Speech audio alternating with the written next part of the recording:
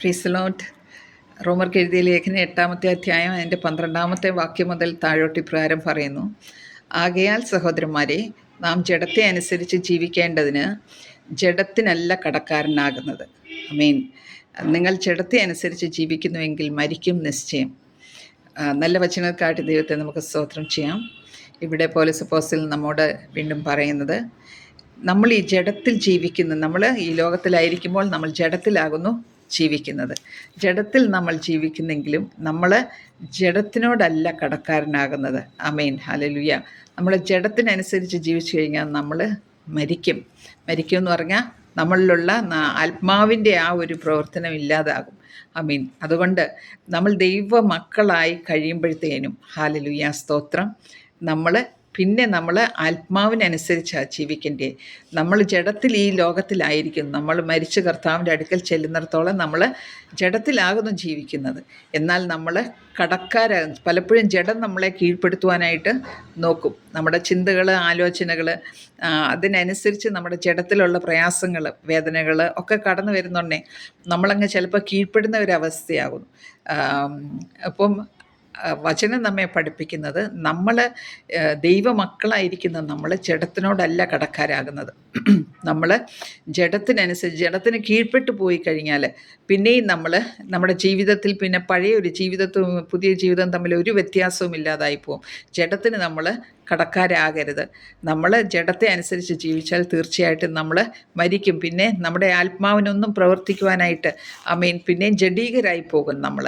എന്നാൽ ആത്മാവിനാൽ ശരീരത്തിൻ്റെ പ്രവൃത്തികളെ മരിപ്പിക്കുന്നുവെങ്കിലോ നിങ്ങൾ ജീവിക്കും. അപ്പോൾ നമ്മൾ ചെയ്യേണ്ടത്, ദൈവത്തിൻ്റെ ആത്മാവാകുന്ന പരിശുദ്ധാത്മാവ് നമ്മുടെ ഉള്ളിൽ വസിക്കുന്നു. ആ ആത്മാവിന് പൂർണ്ണമായിട്ടുള്ള നിയന്ത്രണം നമ്മൾ കൊടുത്തിട്ട് ആത്മാവിൻ്റെ നിയന്ത്രണം അനുസരിച്ച് നമ്മൾ ജീവിക്കണം. നിങ്ങൾ ആത്മാവിനാൽ ശരീരത്തിൻ്റെ പ്രവൃത്തികളെ മരിപ്പിക്കും. നമ്മൾ ശരീരത്തിനായിട്ടുള്ള ജഡീകമായിട്ടുള്ള പ്രവൃത്തിയെ ആത്മാവിനാൽ നമ്മൾ മരിപ്പിക്കുന്നു. ഓർ ഇൻ അതർ വേർഡ്സ്, നമ്മൾ ജഡത്തിനല്ല, ജഡത്തെ ജയിക്കണം. ആത്മാവ് ജഡത്തെ ജയിക്കണം. ആമേൻ, ഹല്ലേലൂയ. നമ്മളിലുള്ള ആത്മാവായിരിക്കണം മുമ്പോട്ട് നിൽക്കേണ്ടത്. അല്ലാതെ ജഡം മുമ്പോട്ട് നിന്ന് കഴിഞ്ഞാൽ പിന്നെ ആത്മാവ് പ്രവർത്തിക്കുവാനായിട്ട് സാധിക്കത്തില്ല. അതുപോലെ ആമേൻ, ഹല്ലേലൂയ, ജഡത്തെ ആത്മാവ് എന്ത് ചെയ്യുന്ന? ആത്മാവ് ജഡത്തെ മരിപ്പിക്കുന്നു. ആമേൻ, ഹല്ലേലൂയ. എങ്കിലോ നിങ്ങൾ ജീവിക്കുക. അങ്ങനെയെങ്കിൽ മാത്രമേ നമുക്കൊരു ക്രിസ്തീയ ജീവിതം നയിക്കുവാൻ, ദൈവത്തോടു കൂടെ ജീവിക്കുവാൻ, ആത്മാവിനോട് കൂടെ ജീവിക്കുവാനായിട്ട് നമുക്ക് സാധിക്കത്തുള്ളൂ. ദൈവാത്മാവ് നടത്തുന്നവരേവരും ദൈവമക്കളാകുന്നു. നിങ്ങൾ പിന്നെയും ഭയപ്പെടേണ്ടതിന് ദാസ്യത്തിൻ്റെ ആത്മാവിനെ അല്ല. നമ്മൾ പിന്നെയും നമ്മുടെ ജീവിതത്തിൽ ഒരു നേരത്തെ ഭയമുണ്ടായിരുന്നു. ഹല്ലേലൂയ. നമ്മൾ ഭയപ്പെടേണ്ടതിനല്ല നമ്മളെ വിളിച്ചിരിക്കുന്നത്. പിന്നെന്തിനാ? അബ്ബാ പിതാവേ എന്ന് വിളിച്ച പുത്രൻ്റെ ആത്മാവിനെ നമ്മുടെ ഉള്ളിൽ തന്ന് നമ്മളെ മക്കളും അവകാശികളുമാക്കി മാറ്റി. നമ്മൾ പുതിയ ഒരു സൃഷ്ടിയാകുന്നു. നമ്മൾ ദൈവത്തിൻ്റെ മക്കളാകുന്നു. ഇനി നമ്മൾ ഭയപ്പെട്ട് ജീവിക്കേണ്ടവരല്ല. നമ്മൾ ദൈവത്തിൻ്റെ മക്കളാണ്. അബ്ബാ പിതാവേ എന്ന് വിളിച്ച പുത്രൻ്റെ ആത്മാവിനെ അത്രയും നമുക്ക് തന്നിരിക്കുന്നത്. നാം ദൈവമക്കളെങ്കിലും നമ്മൾ അവകാശികളാകുന്നു. പിതാവിൻ്റെ അവകാശികളും പുത്രൻ്റെ കൂട്ടവകാശികളുമായി നമ്മളെ ആക്കി വച്ചിരിക്കുന്നു. നാം അവനോട് കൂടെ തേജസ്കരിക്കപ്പെടേണ്ടതിന് അവനോട് കൂടെ കഷ്ടം അനുഭവിച്ചാലത്രേ. ആമേൻ, ഹല്ലേലൂയ.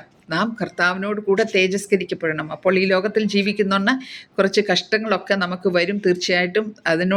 അതുകൊണ്ട് ആത്മാവിനോട് കൂടെ നിങ്ങളും മർത്യശരീരങ്ങളെ നാം ദൈവമക്കൾ, ആത്മാവ് തൻ സാക്ഷി, നാം ദൈവമക്കളെങ്കിലും അവകാശികളും കൂട്ടവകാശികളും. ദൈവത്തിൻ്റെ അവകാശികൾ, ക്രിസ്തുവിന് കൂട്ടവകാശികളും. നാം അവനോട് കൂടെ തേജസ്കരിക്കപ്പെടേണ്ടതിന് അവനോട് കൂടെ കഷ്ടം അനുഭവിച്ചാലത്രേ. അതുകൊണ്ട് കർത്താവിനോട് കൂടെ നമ്മൾ കഷ്ടം അനുഭവിക്കുവാൻ തയ്യാറായിട്ടിരിക്കണം. നമ്മുടെ ജീവിതത്തിൽ വരുന്ന കഷ്ടവും പ്രയാസവും ഒക്കെ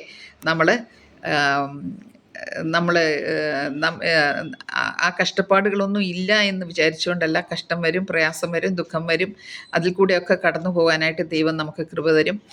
നമ്മൾ ആദ്യം വായിച്ചതുപോലെ നാം ജഡത്തിൽ, ഈ ലോകത്തിൽ നാം ജഡത്തിൽ ജീവിക്കുന്നെങ്കിലും നാം ജഡത്തിന് കടക്കാരല്ല. ജഡത്തിൽ നമ്മൾ ജീവിച്ചു കഴിഞ്ഞാൽ തീർച്ചയായിട്ടും നമ്മൾ മരിക്കും എന്ന് പറഞ്ഞു കഴിഞ്ഞാൽ നമ്മൾ ഈ ലോകത്തിൽ നിന്ന് മാറ്റപ്പെടുമെന്നല്ല. നമ്മളിലുള്ള ആത്മാവും ആത്മാവിൻ്റെ ഒരു പ്രവർത്തനമില്ലാതെയായി പോകും. അതുകൊണ്ട് രക്ഷിക്കപ്പെട്ട് ദൈവകൃപയിൽ ജീവിക്കുന്ന മക്കൾ ഓരോരുത്തരും അമീൻ ഹല്ലേലൂയ ആത്മാവിൻ്റെ നിയന്ത്രണത്തിൽ ജഡത്തെ നമ്മൾ മരിപ്പിക്കും. ദാറ്റ് ഈസ് ആത്മാവ് നമ്മൾ നിയന്ത്രണം കൊടുത്തു കഴിഞ്ഞാൽ നമ്മൾ എന്ത് ചെയ്യേണ്ടത്? ജഡത്തെ അനുസരിച്ച് ജീവിക്കുന്നെങ്കിൽ മരിക്കും. ആത്മാവിനാൽ നമ്മൾ ശരീരത്തിൻ്റെ പ്രവൃത്തികളെ മരിപ്പിക്കും, എങ്കിലോ നിങ്ങൾ ജീവിക്കും. അതാകുന്നു നമ്മൾ ഈ സമയത്ത് നമ്മൾ ചെയ്യേണ്ടത്. ദൈവമക്കളായിട്ട് ജീവിക്കുക. നമുക്ക് എത്ര നാളിവിടെ ഈ ലോകത്തിലുണ്ടായിരിക്കാൻ നമ്മളെല്ലാം ആയിരിക്കും നമുക്കറിയത്തില്ല. പല കാര്യങ്ങളാൽ ലോകം അതിൻ്റെ അവസാനത്തേക്ക് അല്ലെങ്കിൽ കർത്താവിൻ്റെ വരവ് ഏറ്റവും അടുത്തിരിക്കുന്നു. ഇനിയും നമുക്കധികം സമയമില്ല. നമ്മളൊന്നും പോസ്റ്റ്പോൺ ചെയ്ത് ജീവിക്കുവാനല്ല, കർത്താവിൻ്റെ കൂടെ ജീവിക്കുവാൻ, കർത്താവിൻ്റെ വരവ് വരുമ്പോൾ നാം ഓരോരുത്തരും എടുക്കപ്പെടുവാൻ തക്കവണ്ണം അതനുസരിച്ച് ആത്മാവിനെ അനുസരിച്ച് ജീവിപ്പാനായിട്ട് ജഡത്തിൻ്റെ പ്രവൃത്തികളെ ഒന്ന് മരിപ്പിക്കുവാൻ, ആത്മാവിൻ്റെ പ്രവൃത്തികൾ കൊണ്ട് ജഡത്തിൻ്റെ പ്രവൃത്തികളെ ഒന്ന് മരിപ്പിച്ച് ജീവിപ്പാൻ, ദൈവമക്കളായിട്ട് ജീവിപ്പാൻ, കർത്താവ് വരുമ്പോൾ എടുക്കപ്പെടുവാൻ നമുക്ക് ഓരോരുത്തർക്കും കൃപ തരട്ടെ. വചനങ്ങളാൽ ദൈവം നമ്മെ അനുഗ്രഹിക്കട്ടെ. Praise the Lord.